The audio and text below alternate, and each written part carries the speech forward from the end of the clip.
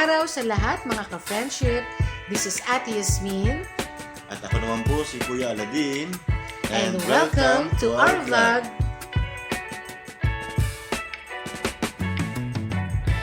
Magandang araw po mga kasolar.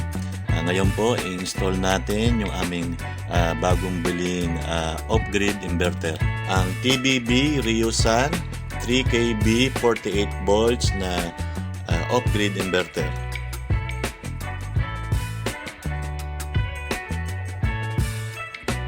Bali nasira na po yung luma naming inverter, kaya upgrade na rin po. Bumili kami ng toroidal na inverter, heavy duty na po ito, at dito po natin sa ilalagay. Medyo makalat pa, pero pag natapos na po ito, ayusin natin lahat, pati yung mga wirings.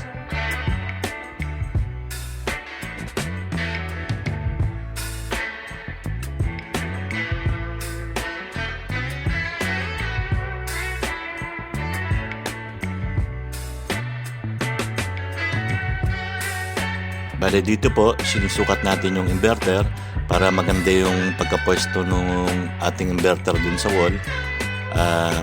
Maigit na natin ng maigi at may space tayo para sa yung mga safety boxes niya, at saka para maayos din natin yung mga wires.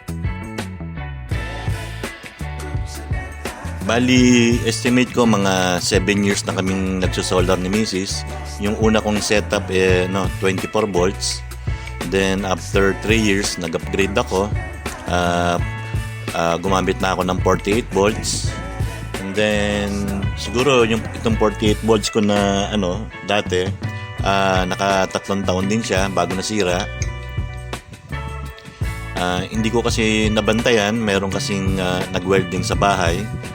Malamang may pumasok na malakas na surge sa linya ko, and then nadama yung luma kong inverter.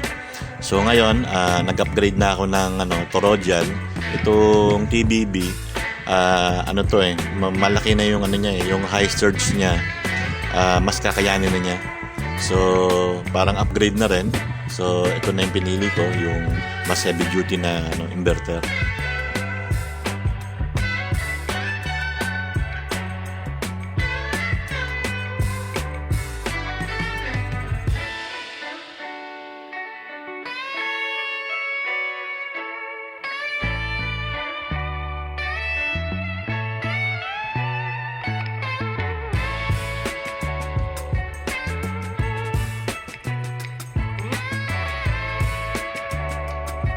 Madali naman intindihin yung mga connection ng inverter. May mga labels naman. Ngayon ito, ini-install ko yung linya ng battery. So, makikita nyo naman dyan, may negative, positive. And then yung sa kanan niya, meron naman nakasulat doon, AC in. Yun yung linya ng papuntang galing ng Meralco. And then yung AC out, yun naman papunta sa load nyo. And yung bandang kanan sa taas, yun naman yung linya natin sa solar panel.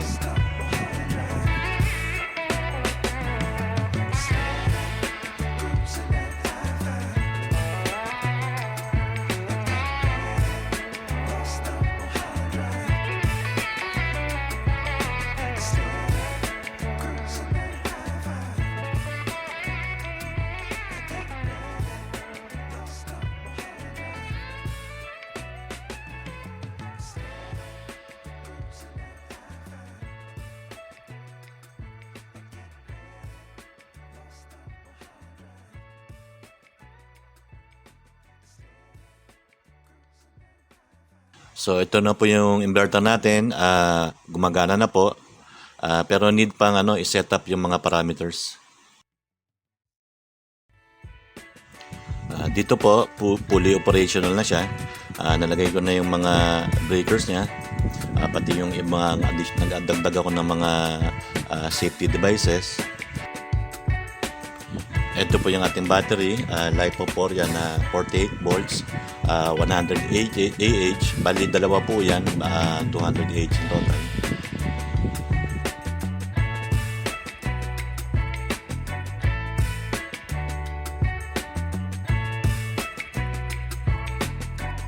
Bali yan po, 230 volts yung pinuproduce natin inverter. And 239 naman yung sa Meralco. Battery natin halos puno na, 52 volts. Yan.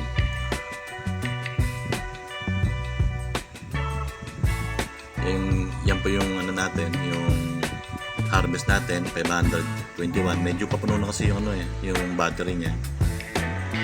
Ngayon ito po yung setup natin dito sa additional na SCC. Bali mas mababa po yung setting ko ng full charge. Kaya nang makikita nyo rito, wala na siyang harvest. So kung malapit nang mapuno yung battery, unang-unang mamamatay yung additional ko na SCC para ito na lang main na SCC ko ang gumagana. Ito po yung breaker ng ating battery pati nung panel natin.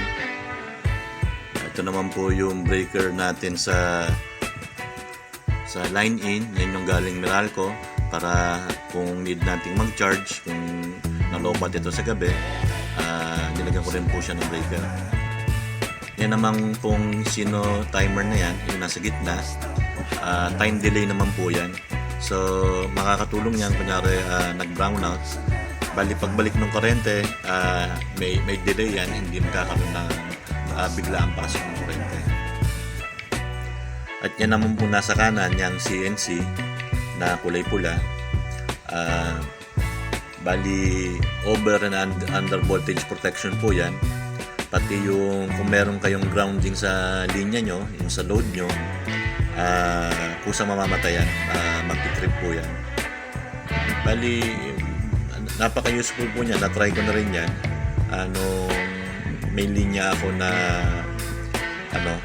na-expose kasi meron kaming extension na nabasa ako ng tubig.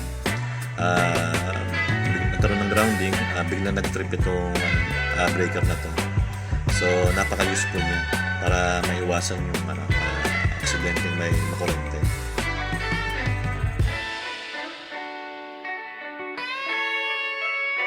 Yung additional natin na SCC, nilagyan ko rin ng breaker para sa pupuntang battery at saka yung para sa solar panel niya.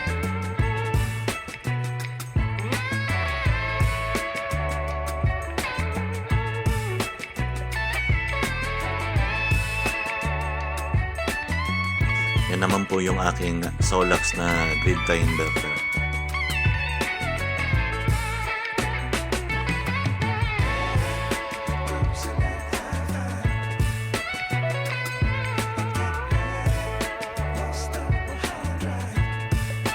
Please don't forget to like, subscribe, and share.